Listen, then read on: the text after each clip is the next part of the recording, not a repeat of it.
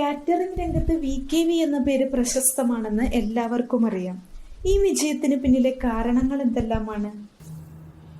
Catering രംഗത്ത് വളരെ പ്രശസ്തമാണ് എന്ന അവകാശവാദം ഞാൻ പറയുന്നില്ല.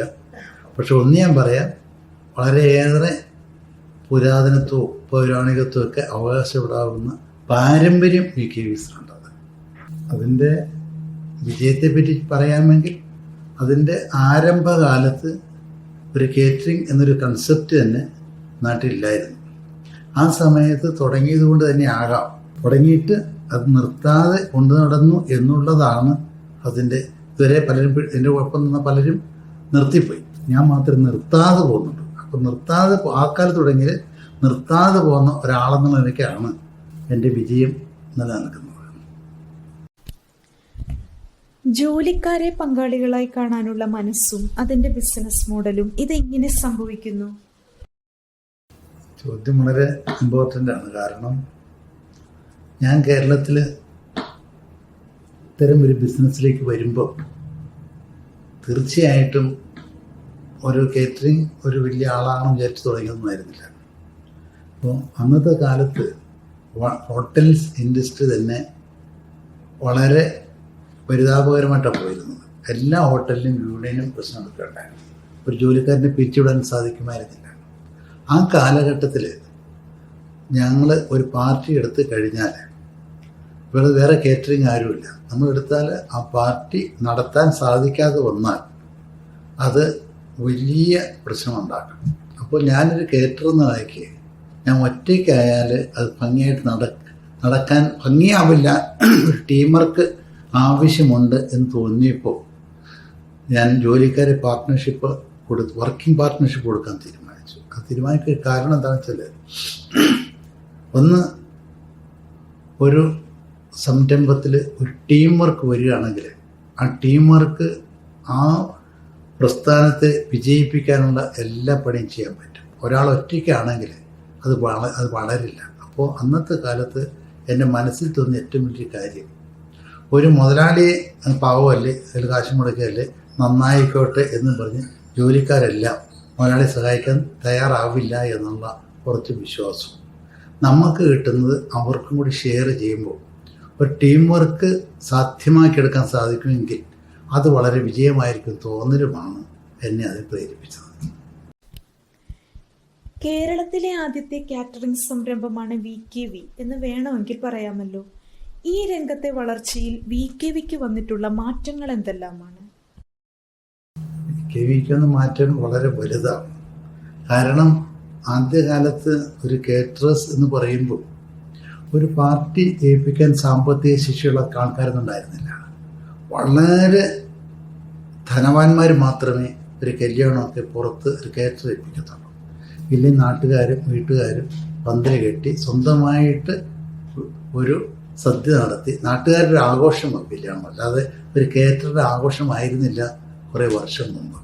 അന്നത്തെ കാലത്ത് ഒരു കേറ്റർ എന്ന് പറയുമ്പോൾ ഒരു കേട്ടുകേൾവി പോലും ഇല്ല. ആ സമയത്താണ് ഞാൻ ഈ പ്രസ്ഥാനത്തിലേക്ക് കടന്നു വരുന്നത്. മാറ്റങ്ങളെന്ന് പറയുമ്പോൾ, ഞാൻ കേറ്ററിംഗ് തുടങ്ങുന്ന സമയത്ത് ഒരു ഗ്രൈൻഡറില്ല, വെള്ളമടിക്കാൻ മോട്ടറില്ല, വെള്ളം കോരിയെടുക്കുന്ന ഒരു കാലഘട്ടമാണ്. ഈ പമ്പ് വെച്ച് മോട്ടർ അടിക്കുന്ന പോലും കാണാൻ ആൾക്കാരൊന്നും എനിക്ക് ഓർമ്മയുണ്ട്. ഗ്യാസ് കത്തിച്ചു കഴിഞ്ഞാൽ ഗ്യാസ് കത്തിക്കുന്ന ഫുഡ് കഴിക്കാൻ പറ്റില്ലെന്നും അപ്പോൾ ഗ്യാസ് കത്തിക്കാൻ പാടില്ല എന്ന് ഇൻസിസ്റ്റ് ചെയ്തിട്ടുള്ള ആൾക്കാർ പോലും അന്നത്തെ കാലത്തുണ്ടായിരുന്നു. ഈ ഇത്രയും വർഷത്തിനോടകത്ത് എന്തുമാത്രം വ്യത്യാസമാണ് വന്നതെന്ന് പറഞ്ഞറിയിക്കാൻ പറ്റില്ല. അത് കാലത്തിനനുസരിച്ച് നമ്മൾ അങ്ങ് ജീവിച്ചു പോവുകയായിരുന്നു. അതിനുള്ള ഇതെല്ലാം മാറ്റങ്ങൾ ആവശ്യമുണ്ടോ അപ്പോൾ മാറ്റങ്ങൾ ഉൾക്കൊണ്ടുകൊണ്ട് അങ്ങ് കൊണ്ടുപോവുകയായിരുന്നു. അതുകൊണ്ടാണ് ഞങ്ങൾ ഇപ്പോഴും മാറ്റങ്ങൾ ഉണ്ടായിക്കൊണ്ടേയിരിക്കും. പഠനം എന്നും ഉണ്ടായിക്കൊണ്ടേയിരിക്കും. VKV എന്ന കാറ്ററിംഗ് സർവീസിനെ ജനങ്ങൾ ഏറ്റെടുക്കുവാനുള്ള കാരണങ്ങൾ എന്തെല്ലാമായിരിക്കുമെന്നാണ് താങ്കൾക്ക് തോന്നുന്നത്? VKV എന്ന പ്രസ്ഥാനത്തെ ജനങ്ങൾ ഏറ്റെടുക്കാനായിട്ട് പ്രധാനമായിട്ടും കാണുന്ന ഒരു കാര്യം, ഞങ്ങൾക്ക് വളരെ സത്യസന്ധമായൊരു ബിസിനസ്സാണെന്നും അന്നം വിളമ്പുന്നത് ദൈവനിയോഗമാണെന്ന് വിശ്വസിക്കുന്ന ഒരു ടീമിനെയാണ് ഇവിടെ ഉണ്ടാക്കിയിരിക്കുന്നത്. ആ ടീമിന് ക്ലാസ് എടുക്കുമ്പോൾ എല്ലാം ഞാൻ പറയും, വളരെ സത്യസന്ധമായി ചെയ്യാവുന്ന ഒരു ബിസിനസ്സാണ് കാറ്ററിംഗ്. കാരണം കസ്റ്റമറെ പറ്റിക്കാൻ പാടില്ല. അവർക്ക് ഇത്ര ഗ്രാം ഫുഡ് വെച്ചാൽ അതൊരിക്കലും കുറയ്ക്കാൻ പറ്റില്ല. സപ്ലൈസ് സാധനം തരുന്നവർക്ക് അപ്പോൾ തന്നെ തൂക്കി റെഡി ക്യാഷ് കൊടുക്കും, കടം പറയാൻ പാടില്ല. അപ്പോൾ ഏറ്റവും നല്ല സാധനം ഒരു നമുക്ക് തരും. അതുപോലെ കസ്റ്റമേഴ്സിന് ഒരിക്കലും ഫുഡ് തികയില്ല എന്നൊരു വാക്കുണ്ടാവില്ല വിക്ക് കൊടുത്താൽ.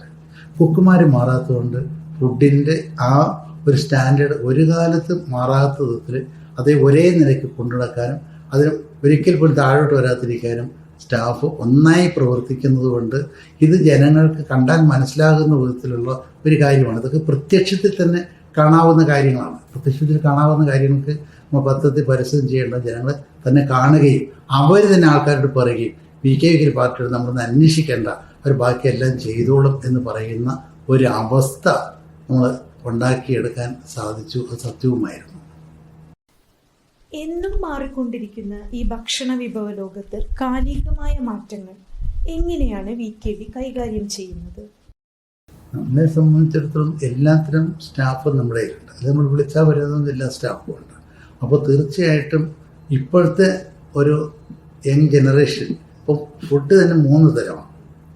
ഒരു എബവ് 50-55 കഴിയുമ്പോൾ ചോറും ഇറച്ചും മോര് കാച്ചതും മീൻ വേവിച്ചതും ബീഫ് ഇതൊക്കെ ആണെങ്കിൽ അവർ ഹാപ്പിയാണ്. അതേസമയം 30 to 55 വരുമ്പോഴത്തേക്ക് ഫ്രൈഡ് റൈസ്, പുലാവ്, ചിക്കൻ അങ്ങനെയൊക്കെ പോകും. പക്ഷെ ബിലോ 30 വരുമ്പോഴത്തേക്ക് ഹോട്ട് ഡോഗ്, ഹാംബർഗർ അങ്ങനെ ഒരു ഫുഡ് ഹാബിറ്റിൽ ഭയങ്കര വ്യത്യാസം ഉണ്ടായിട്ടുണ്ട്. അപ്പോൾ അതനുസരിച്ച് നമ്മൾ പാർട്ടി നടത്തുമ്പോൾ ഇതെല്ലാം ചെയ്യുമ്പോൾ മാത്രമല്ല, ഇപ്പോൾ ഞങ്ങൾ ഒരു ചിൽഡ്രൻസിന് അത് കുട്ടികൾക്ക് വേണ്ടിയിട്ട് ഒരു കോർണർ ഇവിടെ ഉണ്ട്, ചിൽഡ്രൻസ് കോർണർ കൂടെ ഉണ്ടാകും. അവിടെ കുറേ സ്വീറ്റ്സും അതുപോലെ ബ്രെഡ് ബേക്കറി ഐറ്റങ്ങളൊക്കെ വെച്ച് കൊച്ചുകുട്ടികൾക്ക് അവിടെ ഒരു ചിൽഡ്രൻസ് കോർണർ എന്ന് പറഞ്ഞ സാധനം കൂടി ഉണ്ടാക്കി. അപ്പോൾ അങ്ങനെയൊക്കെ ഫുഡ് അതാത് കാലത്തിനനുസരിച്ച് ഞങ്ങൾ അത് പ്രസൻറ്റ് ചെയ്തുകൊണ്ടേയിരിക്കും. കസ്റ്റമർ പറഞ്ഞിട്ടൊന്നുമല്ല, അങ്ങനെയൊക്കെ നമ്മൾ ചെയ്തിട്ടാണ് പിടിച്ചു നിൽക്കുന്നത്. കണ്ണ് നിറഞ്ഞ് വയറ് നിറച്ച് മനസ്സ് നിറയ്ക്കുക എന്നതാണല്ലോ ഇപ്പോൾ ഏത് പരിപാടിയിലും ആദ്യമുണ്ടാവുക. ഭക്ഷണം കഴിക്കാനായിട്ട് ആളുകളെ ആകർഷിപ്പിക്കേണ്ട ആവശ്യമുണ്ടോ? എന്താണ് VKV ഫോളോ ചെയ്യുന്നത്? തീർച്ചയായിട്ടും ഒരു കസ്റ്റമർ വരുമ്പോൾ, അതായത് ഒരു കല്യാണ പാർട്ടി അവർ നടത്തുമ്പോൾ അപ്പനും അമ്മയും മക്കളുടെ കല്യാണം എങ്ങനെ നടത്തണം എന്ന് അവർക്ക് അതിനെപ്പറ്റി നല്ല ഒരുപാട് ഹോംവർക്ക് ചെയ്തിട്ടാണ് നമ്മളെ ആ പണി ഏൽപ്പിക്കുന്നത്. അപ്പോൾ അവരുടെ മക്കളുടെ കല്യാണം നമ്മൾ ഏൽപ്പിക്കുമ്പോൾ അവരുടെ ഏറ്റവും പ്രധാനപ്പെട്ട ഒരു കാര്യം നമ്മളെ ഏൽപ്പിക്കുകയാണ് എന്നുള്ള ഉത്ബോധം ഒരു കേറ്റർക്ക് ഉണ്ടാകേണ്ടതാണ്. അപ്പോൾ അങ്ങനെ വരുമ്പോൾ ആ കേറ്ററിങ്ങിനെ സംബന്ധിച്ചിടത്തോളം എല്ലാ മനുഷ്യരോടും നന്നായി പറയാൻ ബാധ്യതയുണ്ട് എന്നുള്ളത് കൊണ്ട് തന്നെ ഈ ഭക്ഷണം വിളമ്പി കൊടുക്കുമ്പോൾ നമ്മൾ ശ്രദ്ധിക്കേണ്ട ഏറ്റവും വലിയ കാര്യം കസ്റ്റമേഴ്സ് നമ്മളോട് ആവശ്യപ്പെടുന്നതിനേക്കാൾ കൂടുതൽ നന്നായി പെരുമാറുകയും നല്ല ഭക്ഷണം കൊടുക്കുകയും അതോടൊപ്പം തന്നെ വയറ് നിറയ്ക്കുക മാത്രമല്ല അവർ പുറത്തുപോയി നമ്മളെപ്പറ്റി ഈ പാർട്ടി തന്ന ആളല്ല, 1000 പേരുണ്ട്, 1000 പേരും പറഞ്ഞാൽ മാത്രമേ നമുക്ക് പിടിച്ചു നിൽക്കാൻ പറ്റുള്ളൂ. പാർട്ടി തരുന്ന ആളുടെ പാർട്ടി എന്തെന്ന് കഴിയും. ബാക്കി 900 പേരെയും തൃപ്തിപ്പെടുത്തി മാത്രമേ ഞങ്ങൾക്ക് മുന്നോട്ട് പോകാൻ പറ്റുള്ളൂ. ഒരു കാറ് വാങ്ങിച്ചാലും ഏത് വാങ്ങിച്ചാലും പണം മുടക്കുന്ന ഒരു കസ്റ്റമറുള്ളൂ. ഇവിടെ പണം മുടക്കുന്ന ഒരു കസ്റ്റമർ അല്ല നമ്മൾ കസ്റ്റമർ. 1000 പേര് ഫുഡ് കഴിച്ചാൽ 1000 പേർ ഞങ്ങളെ ചീത്ത വിളിക്കാൻ അവകാശമുണ്ട്. മോശമായ അങ്ങനത്തെ ഒരു ബിസിനസ് ആണ് ഞങ്ങൾ സോ സെൻസിറ്റീവ്.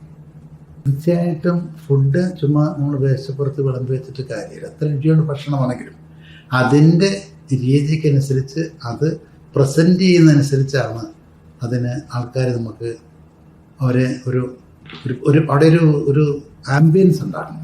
ഭക്ഷണം കഴിക്കുമ്പോൾ നമ്മളൊരു ആംബിയൻസ് ഉണ്ടാക്കിയേ പറ്റത്തുള്ളൂ. ആംബിയൻസ് ഉണ്ടാക്കുമ്പോൾ അതിന് വേണ്ടുന്ന കാര്യങ്ങൾ നമ്മൾ എപ്പോഴും ചെയ്തുകൊണ്ടിരിക്കണം. അങ്ങനെ ചെയ്തിട്ടുള്ളത് ഒരു ഇൻ്റർനാഷണൽ ആർക്കിടെക്റ്റ് മീറ്റ് ഉണ്ടായിരുന്നു. അപ്പോൾ അവർ ആർക്കിടെക്ട്സ് ആയതുകൊണ്ട് അവർ പറഞ്ഞു എന്തെങ്കിലുമൊക്കെ പ്രത്യേകത ആവശ്യമുണ്ടെന്ന് പറഞ്ഞു. അപ്പോൾ അന്ന് അങ്ങനെ വലിയ കേട്ടുകേൾവില്ലാത്ത കാലത്ത് ബ്രേക്ക്ഫാസ്റ്റ് സ്റ്റാഫ് വന്നപ്പം ഒരുതരം യൂണിഫോം ആയിരുന്നു.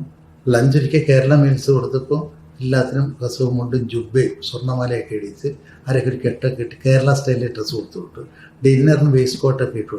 ഒരു ദിവസം 3 തരം യൂണിഫോം ഇട്ട് സ്റ്റാഫിനെ കൊണ്ട് വിളമ്പിക്കുകയൊക്കെ ചെയ്തു. അവരെ ഏറ്റവും വലിയ ലാസ്റ്റ് ഡിന്നർ കൊടുക്കുമ്പോൾ എന്തെങ്കിലും പ്രത്യേകത വേണമെന്ന് പറഞ്ഞു. എന്തെങ്കിലും ഒരു ഉത്സവപ്പുറം എന്നൊരു വാക്ക് കിട്ടിയതോടെ ഞാൻ അവിടുന്ന് നേരെ ചുറ്റനക്കരി പോയി 2 തത്തയെ കൊണ്ടുവന്ന് കൈ നോക്കാനായിട്ട് കൊണ്ടുവരുത്തി. അത് വളരെ വർഷം ലേറ്റ് 80s എനിക്ക് തോന്നുന്നു. അത് കഴിഞ്ഞിട്ട് അയ്യപ്പാമൽ ഉത്സവം ഉണ്ടായിരുന്നു. അവിടെ പോയിട്ട് കുറേ ബലൂൺ കച്ചവടക്കാർ, കപ്പലിൻ്റെ കച്ചവടക്കാരെല്ലാം കൊണ്ടുവന്ന് ഇതിനെ ചുറ്റി നിർത്തി ഒരു ഉത്സവ പ്രതീതി ഉണ്ടാക്കി. അതായത് കൈനോക്കി പറയുന്നത് അവിടെ ട്രാൻസ്ലേറ്റ് ചെയ്യേണ്ട മലയാളം ഇംഗ്ലീഷ് പറയുന്നത് പിടിച്ചിരുത്തി.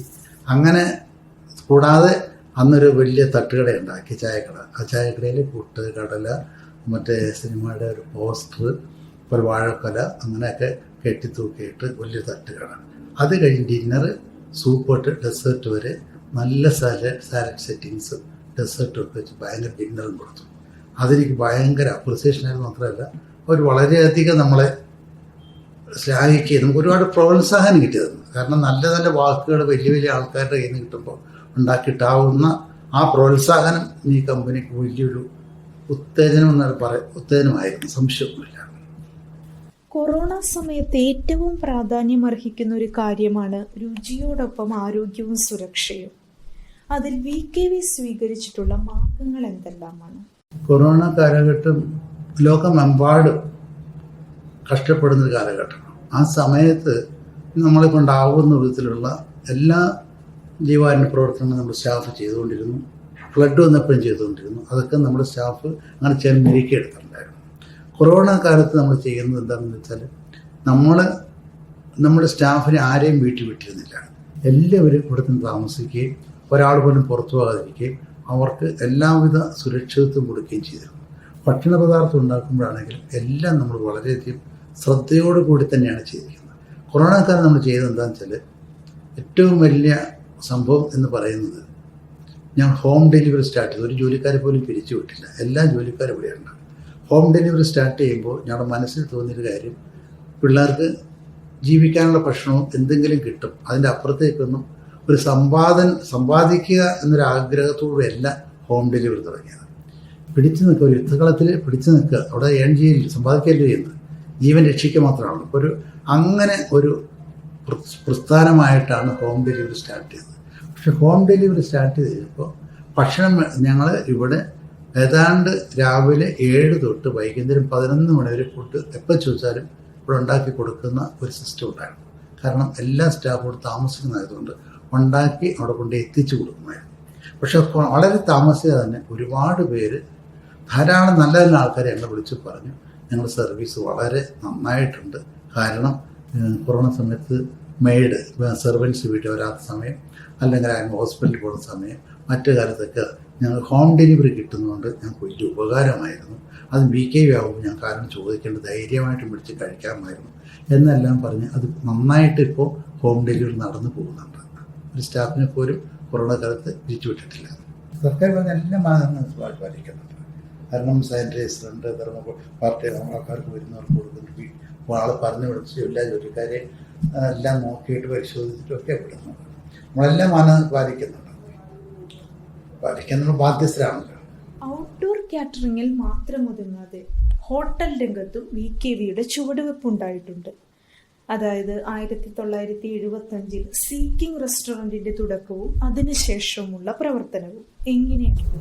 1975 സീക്കിങ്ങിൽ റെസ്റ്റോറൻറ്റ് തുടങ്ങുന്ന സമയത്ത് എനിക്ക് ഹോട്ടൽ ഇൻഡസ്ട്രിയെ പറ്റി യാതൊരു ബോധ്യമൊന്നുമില്ലായിരുന്നു. പക്ഷേ എങ്ങനെയോ ഞാൻ രംഗത്ത് വന്ന് അത് കഥ തന്നെയാണ് പറഞ്ഞാൽ വളരെ വലിയ കഥയൊന്നും അങ്ങോട്ടൊന്നും പോകുന്നില്ല. അവിടെ 5500-6000 സ്ക്വയർ ഫീറ്റ് റെസ്റ്റോറൻറ്റ് ഉണ്ടായിരുന്നു. ചെറിയ ബാങ്കറ്റ് ഹോളൊക്കെ ഉണ്ടായിരുന്നു.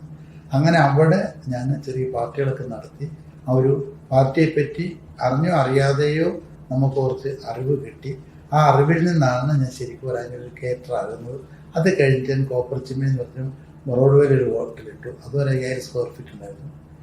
ശനി ഞായറാഴ്ച മാത്രം നമുക്ക് പാർട്ടി നടത്താൻ പറ്റില്ല. ഞായറാഴ്ച റോഡ്വേ അവധി ആയതുകൊണ്ട് കാറിടാൻ പറ്റും. അങ്ങനെ അവിടെയും ഞാൻ പാർട്ടി നടത്തിയിട്ടുണ്ട്. അങ്ങനെ പൊതുവെ ഈ അവസരങ്ങളെല്ലാം എന്നൊരു കേറ്ററാക്കാൻ ദൈവം നിയോഗിക്കുകയായിരുന്നു ഞാൻ വിശ്വസിക്കാം. ഏതൊരു സ്ഥാപനത്തിൻ്റെയും വിജയം അതിലെ തൊഴിലാളികളാണ്.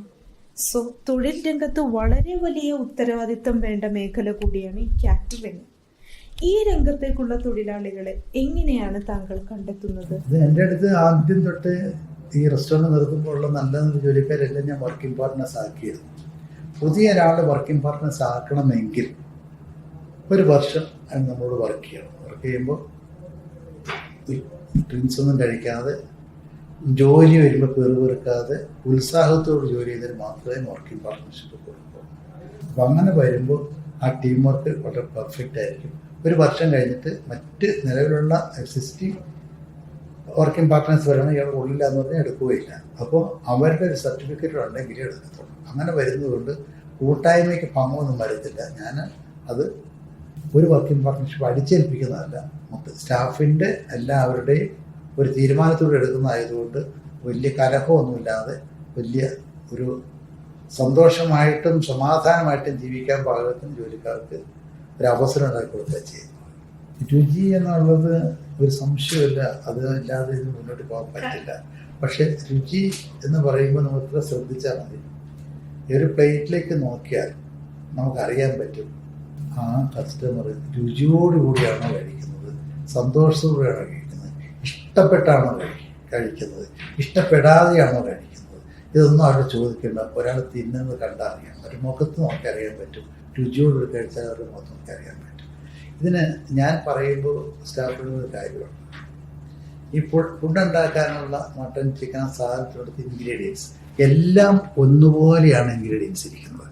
ആ ഇൻഗ്രീഡിയൻസ് എല്ലാ സാധനം ഉണ്ടാക്കി എല്ലാ കുക്കും ഉണ്ടാക്കുന്നത് ഇതേ ഇൻഗ്രീഡിയൻസ് വെച്ചിട്ടാണ്. ചിലരുണ്ടാക്കിയാൽ പ്ലേറ്റ് വടിച്ച് നമ്മൾ തിന്നും, ചിലർ പകുതി കളഞ്ഞിട്ട് കളയും. അപ്പോൾ നന്നായിട്ടുണ്ടാക്കാനും ചീത്തയായിട്ടുണ്ടാക്കാനും ചിലവ് ഒന്ന് തന്നെയാണ്, ബുദ്ധിമുട്ടും അധ്വാനമൊക്കെ ഒന്ന് തന്നെയാണ്. അപ്പോൾ നല്ലതായിട്ടുണ്ടാക്കുക എന്നൊരു സംഗതി ഉണ്ടാകണമെങ്കിൽ നമ്മുടെ ശ്രദ്ധ 100% അതിനകത്ത് വേണം. ഇല്ലെങ്കിൽ അശ്രദ്ധ വന്നാൽ നമുക്ക് ഫുഡ് നന്നാവില്ല.